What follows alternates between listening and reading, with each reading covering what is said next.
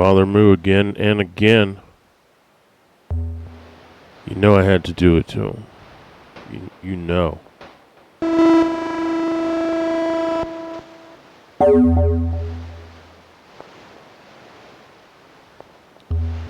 Well, after I did the first, I said it wasn't going to be a January vid, but that's what it was. It was longer than I planned it to be.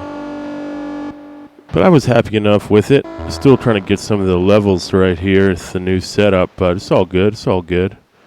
And my voice doesn't sound quite as good. It's completely dry. There's no reverb on it because the reverb is being used for the modular. But you got to prioritize, I guess, and my budget is exactly 0 of your human dollars. So for today's vid, I don't think I'm going to cut to the hardware again. You're going to have to use your imagination, but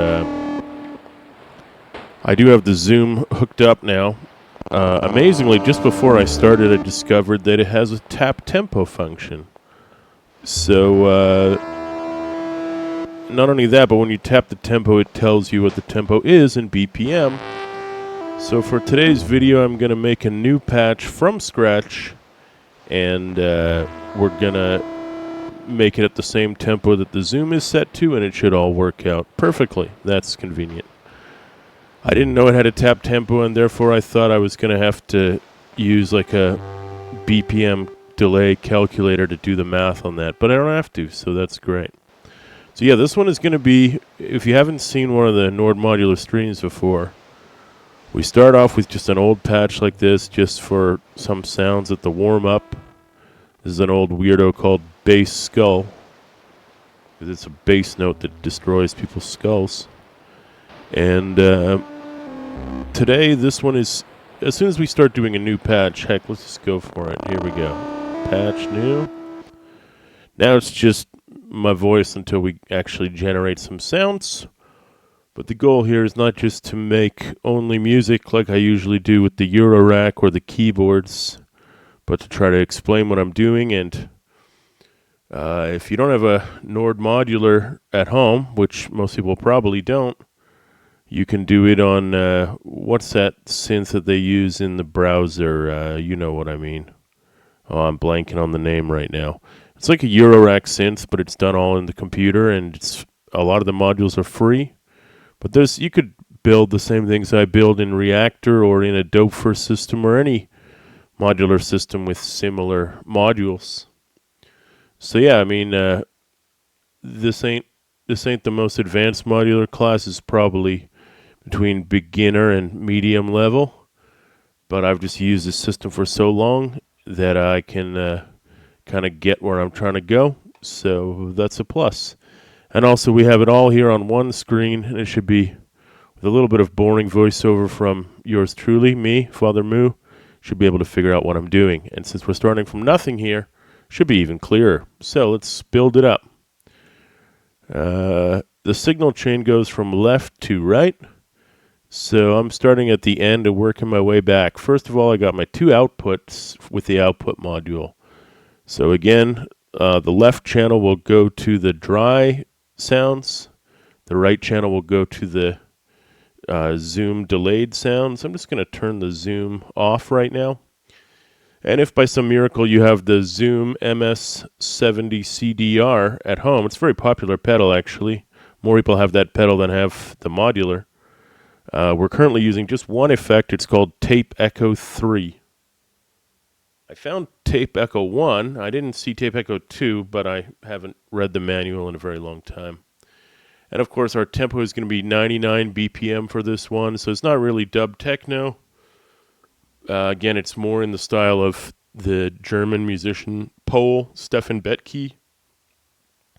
His biggest 3 albums were around the year 2000 to 2003 or so. So anyway, back to this. The hardware outputs are here, so we need mixers, and for the thing here is that CPU processing power is limited. If you look up here, it says requested voices 1, and the actual voices you get is 1. We do everything with one voice. We're not making a polyphonic keyboard patch, although you will hear different voices and tones within the single patch. We're currently using 2.3% of our resources. So what I'm trying to say is I could have 8 input mixes here, but I don't think I'm going to have 16 instruments that would require 8 inputs. So I'm going to start with 2 sets of 3. And I'm also going to blow some of my resources right at the start on a compressor. Compressor is down here at 8.3%. That's a pretty big chunk. But I'm building these patches because one of my plans, I don't know if this will actually happen, I thought it might be funny to go and do a live gig and have a projector or a screen behind me. And on the projector or the screen, I would just show exactly what I'm showing now.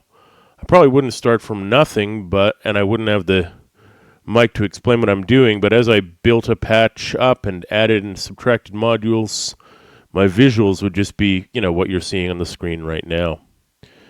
So the left channel, what I call the dry channel, is connected to the input of the compressor L. It has a stereo version, but we don't have enough outputs for that. So any of these 3 instruments will just go into the compressor, and if it was for a live situation, that will help take keep the volume sort of more consistent. In fact, there's a limiter built in, so if you're worried about blowing the speakers, you could take it down to -1 dB. I think we have things set up in the mixer already just fine here, so I'm not going to bother with that right now. And then the other mix, which is going to go into our effects, is right here. So I'm not going to do this for everything, but let's just rename them.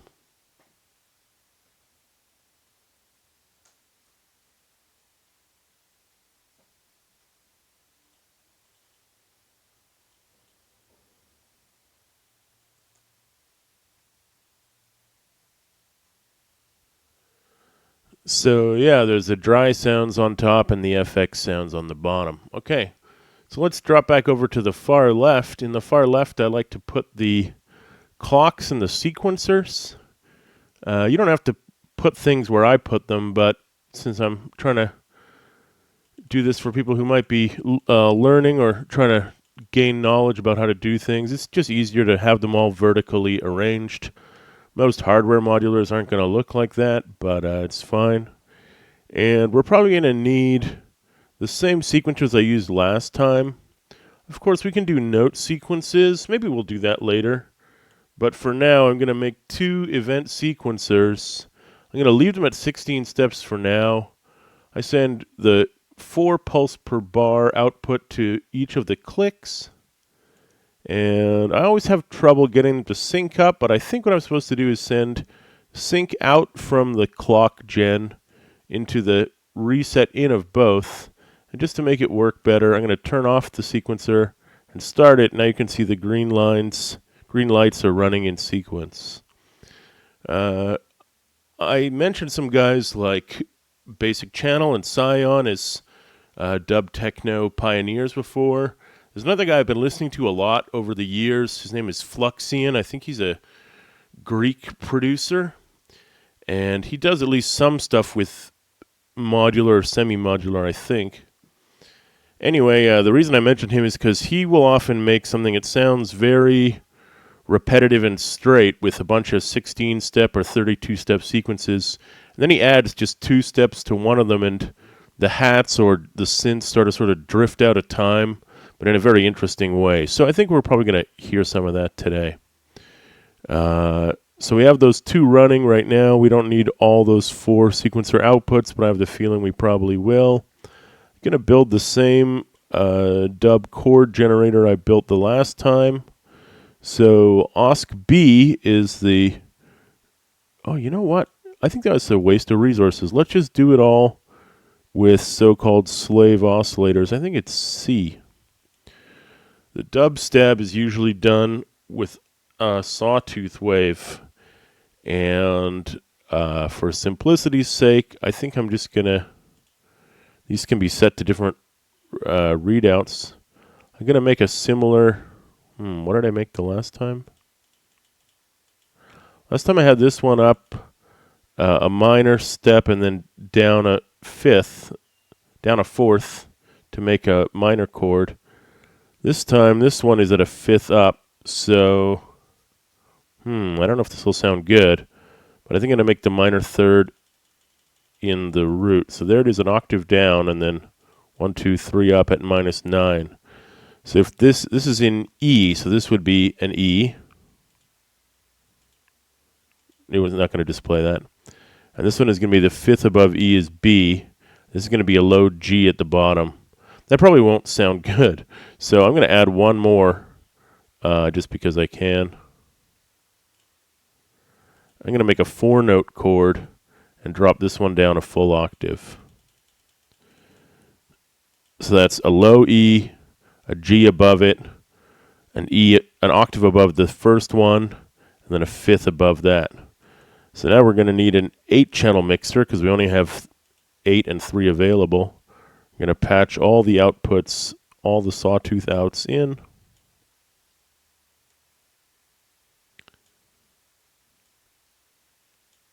And we're going to send them to a filter. Last time I used the classic filter. Let's just do something different. I'm going to go for multi-mode filter and use the bandpass output. And I'm going to use my beloved attack decay envelope. When you buy a keyboard synth, you usually get ADSR, a 4-stage envelope. When I work with Modular, I find AD is often enough for a single hit. It isn't like a pad.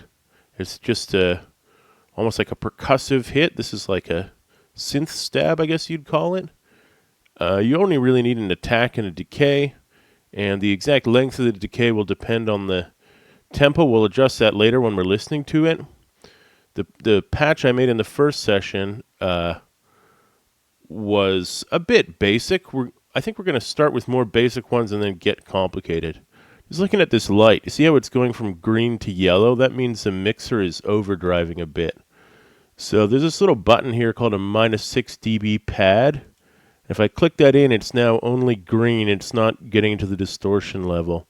Of course, I could have lowered each of these volume levels here, but using the pad is just easy. That's what it's for.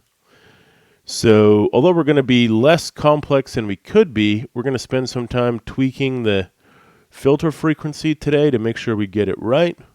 So we've got the effect sound. That's all we really got going so far.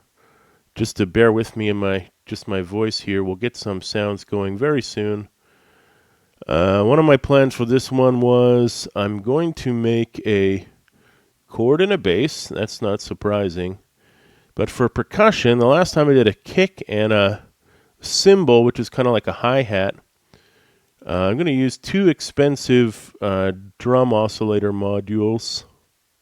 Or they call them drum sound synthesizer at 12%.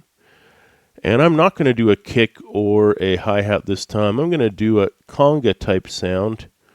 So the presets are called perc for percussion. They're not all congas or bongos, but they're in that area. And we're going to send them straight to the dry mixer for now.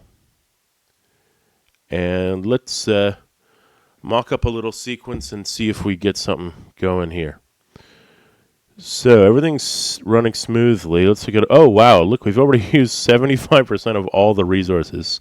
That's fine, but that's it just goes to show you they get eaten up pretty fast. So the sequencer 1 out is going into this AD, the envelope. So our tempo is set to 99. I'm going to turn the tape echo on the zoom, and I'm going to program a chord hit.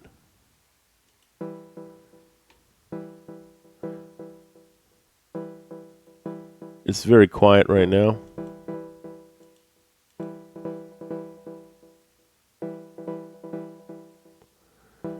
Let's try dialing in the exact frequency and see if we get closer to what we want.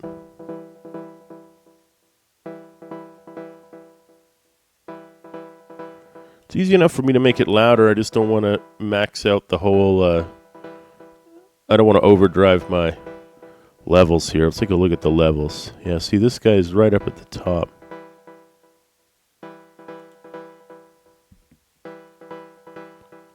I'm going to turn it up in my own headphones so I can hear it without deafening anybody.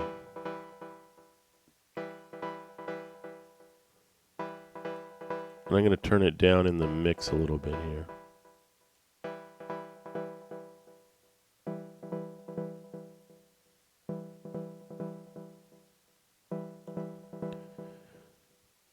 Okay, it's not amazing, but it's fine. We're just skip the bass line right now and go to the drum synths. So as I said, it's been a while, but let's just program some hits and see what we get.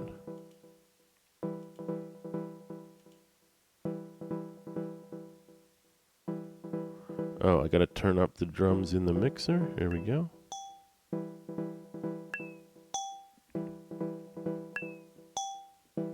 Not exactly the sounds I was going for.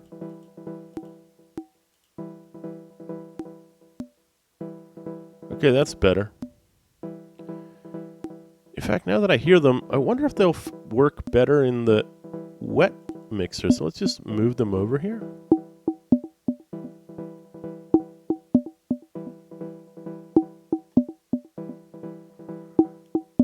Okay.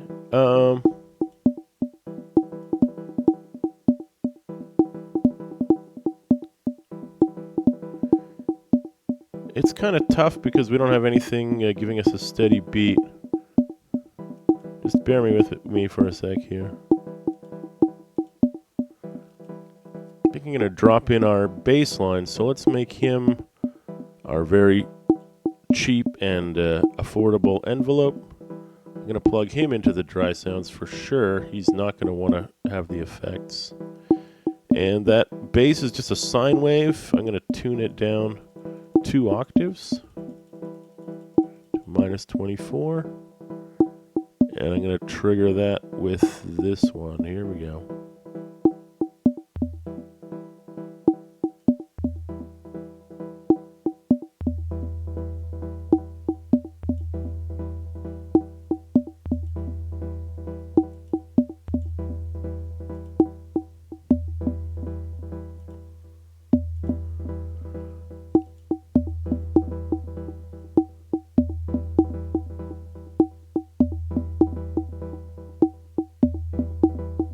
Not exactly doing what I wanted it to do.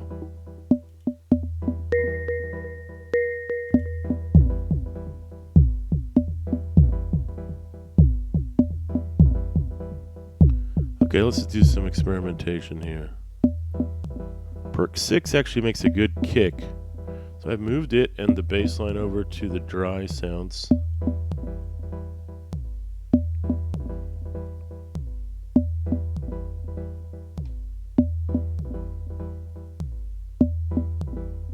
I think I want to adjust my effect.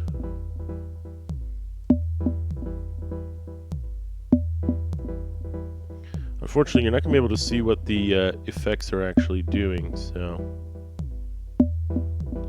turning up the feedback a bit. Don't want to mess with the time because we already established the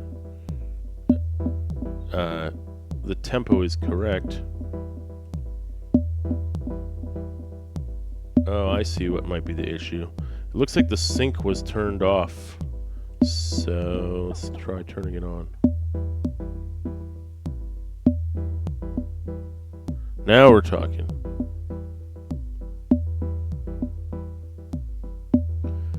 Okay, so although I liked the first echoes I was hearing, it wasn't actually synced to the tempo. It was just a free-running tempo, which is why when I plugged in the percussion hits, it didn't really work for me.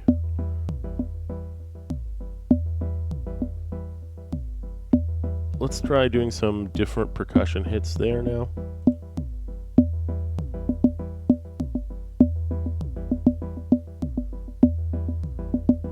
Great, so you can hear how there's only really 3 hits of that conga sound, but because they're in a tempo sync delay, it helps set up a rhythmic pattern for the track. And I have that kick sound, the so-called percussion 6. This is part of my attempt to be less 4 on the floor here and give a kind of more, I guess, reggae style groove to the whole thing. kind of happy with this right now. It's pretty simple, but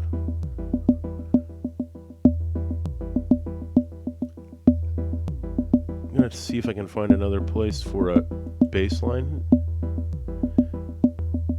The decay is quite long at 3 seconds. Let's cut him back a bit if he's going to have more hits.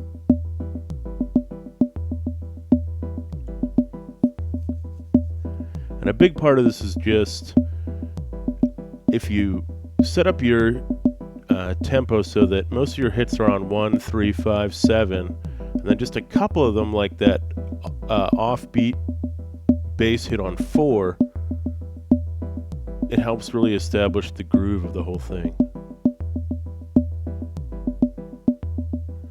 Kind of really happy with this little pattern. I know how simplistic it is, but it's working for me. Let's do another patented Father Mood trick here. Anybody from the who watched the old videos will remember this one. It's pretty, I don't want to say played out, but I should. Oh, making a new module just resets my tempo. So this is the clocked random step generator. That means it's a random LFO, and the LFO changes sharply on each step of the beat you feed it. So I'm going to send it the same beat that the sequencers are getting. I don't need to sync it because it's a random output. I'm going to send that output to the input of the filter, the CV control, not the audio input, which already is being fed by the chords. There's no effect right now because this knob, which is the amount, is at nothing. This is like CV amount if you had a CV in on your filter. As soon as I turn this up, it's going to sort of, you won't see this knob move, but it's going to have an effect on the exact frequency, but that will be in time with the beat, so it will help establish the tempo, or at least that's my goal. Let's see if I'm right.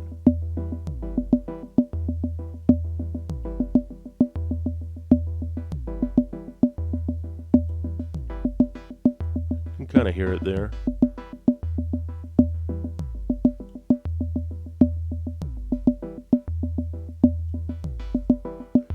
The issue is if the filter goes too far in one direction, the sound will basically disappear. But I tend to think of that as a good thing because it adds variation basically.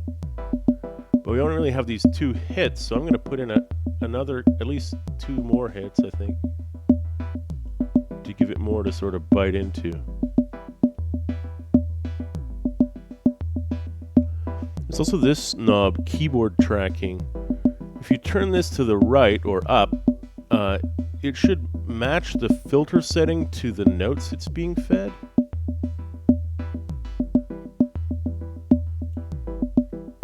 This is pretty good. It's a little on the quiet side. I'm hearing too much percussion and not enough of the chord, so I'm going to turn the percussion down a bit. I think it's time to do that thing I mentioned I was going to do, which is set one of the sequencers to be in a different step length. So it only has 16 steps. I've just turned off the clock gen, so it stopped. They were both running perfectly in sequence. You can see the green lights here moving at the same exact speed.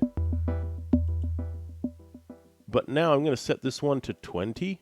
So it's going to have like 4 silent steps right here. There aren't buttons to control them. There are ways to, have more steps, but by adding basically in music terms, it means this one is on 4/4 and this one's on 5/4. So while this one will loop repetitively, this one will drift in and out of sync with it. Let's just turn it on and see what we get.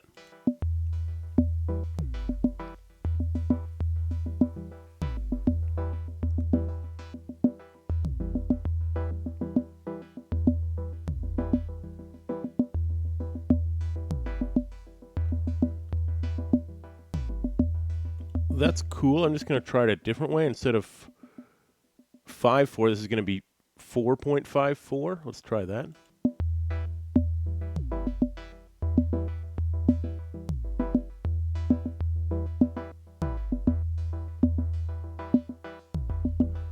So the bass line and the chord are just looping normally. But if you notice, this kick hit appears in a kind of different place each time compared to the bass line. And this guy has so much delay on him, the conga sound, you kind of can't hear the variation. But let me take at least some of the steps out.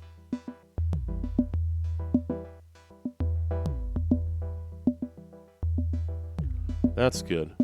Let's just listen to that for a sec.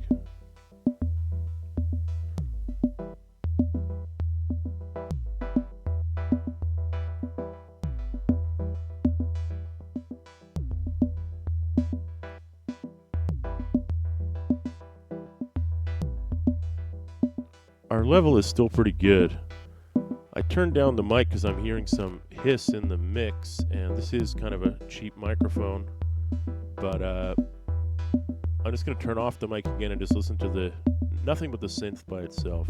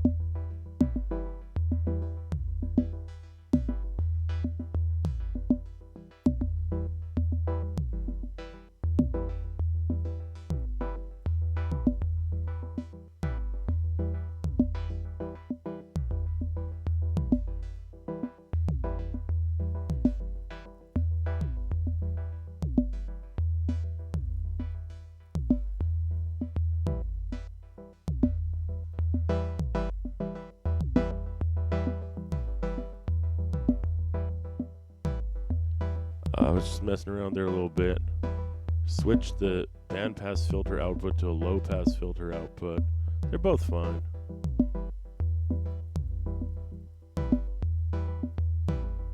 If I had more complex oscillators here, I might even send a very mild, wobbly, irregular, random LFO to the pitch and let the pitch drift around a little bit. Give them a little more variation. But for an early patch, I'm just real happy with this one. It's pretty simplistic. Oh, okay. I'm going to finish off by doing one thing I told myself I would start doing, and I did not do in the last one, and I'm remembering now. With my remaining processing power, I want to add something. I have the delayed step. I have a little bit of percussion on the conga, also delayed. I have my bass note, and I have my kick drum, or pseudo kick drum. So I have all the elements of dub except one. I don't have a sort of background layer of hiss or noise by itself.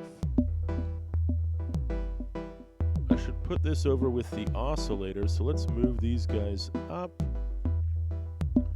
I like having them clean, and again, if I'm going to use these for live stuff, I need to be able to, for my own reference, know where everything is.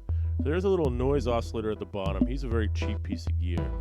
I'm going to use another multi-mode filter. No, you know what? I'm going to use a static high-pass filter. It's cheap, and it's also just what I need. Every time I make a new module, it messes with it restarts the sequencers, which is why it gets a bit funky. So I want this to go into the last dry channel, and before I plug it in, I'm going to turn this way down to 0. So all I have really here, and it's not very exciting, what I have is white noise or colored noise, no emails please, going into a high-pass filter and then going into the dry mixer. I just want this to create a sort of background hiss, like tape hiss. And this is the one thing I hear other dub techno producers do this on their recordings all the time. But I myself tend to either forget or just, maybe I like it clean, I'm not sure. But, or again, you're already hearing enough noise maybe from the mic when it's off, when I'm not even talking, or maybe when I am talking. But I'm going to start experimenting with this because I told myself I would do it. So I've turned it from white noise to colored, which means some of the high frequency is filtered out. I turned up the high-pass filter quite a bit because I don't want low-end rumble that will screw up my kick and bass sounds. And the output is, you're not hearing any of it. As I turn this up, you'll hear it. And then once you hear it and I get it set at a nice background level, I'm going to twist these two knobs until it sounds like I want it to sound. Let's try.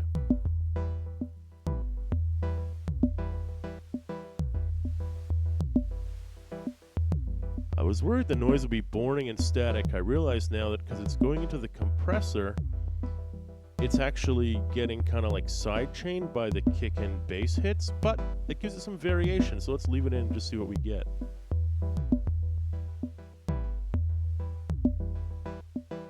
You hear it kind of goes away when the bass or kick hits, and then it fades back in gradually. I think that's fine. Let's adjust the knobs.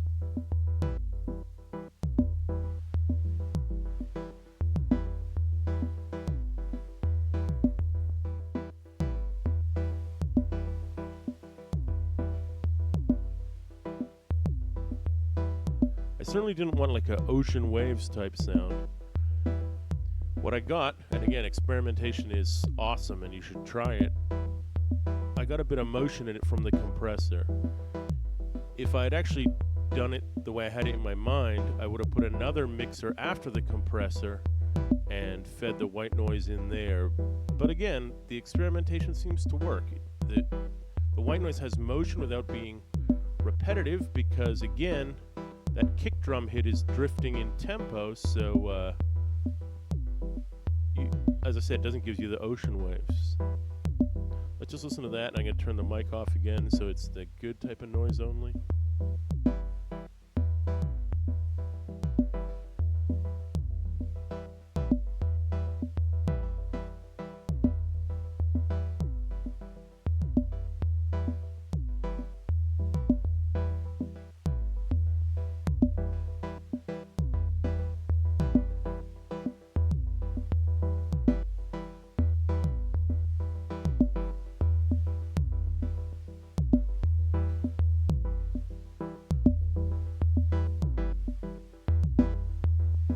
Well, that sounds nice and dry in my headphones anyway. The crackly bits are just from this mic, but it's all good. It's all good. I think this is way more successful than I thought I was going to be. So Father Moo going to sign off here. Oh, of course I forgot to save it. Let's save it. I have better names for the patches, or at least what I think are better names in YouTube. So I'm just going to name these as something boring.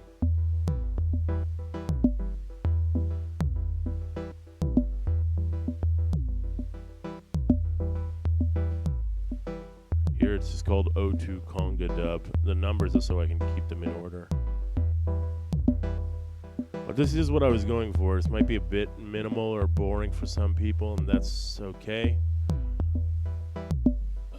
As I said, my own strategy here is to build the easy ones first. Sometimes I'm just building these in my head as I think about it, and then I sit down and actually realize it on the gear. And we still have almost 20% of the CPU load, so we could switch one of those 3 output mixers with an 8 output and put more into it. Maybe we'll do that another time, but again, when I get to a point I tend to want to just save it and stop and take a break and come back and do another thing. So all I can say is thanks again to everybody who's out there listening and supporting this strange little channel. I said in the last video, no one's using this synth anymore. Then I went and actually Googled it, and that guy, Audio Pills, made a video about it, and all these people showed up and said, I'm still using it. And I was like, oh, they are using it. Even that guy Marco Etterlich, when I went through some of the diving through old random patches before, his name was all over a bunch of them from over 22, 23 years ago. But yeah, he posted, and that YouTube from Audio Pills is out just 3 months ago, so the community's still there. I'm glad they're doing what they're doing. I'm going to keep doing what I'm doing, which is this little simplistic setup. Thanks again. If you're making a patch on this machine, Generation 1, send it to me. fhenville@gmail.com, and I'll mess around with it on my show if you want. You don't have to. Yeah, this is the sound, man. This is how it's supposed to sound right now.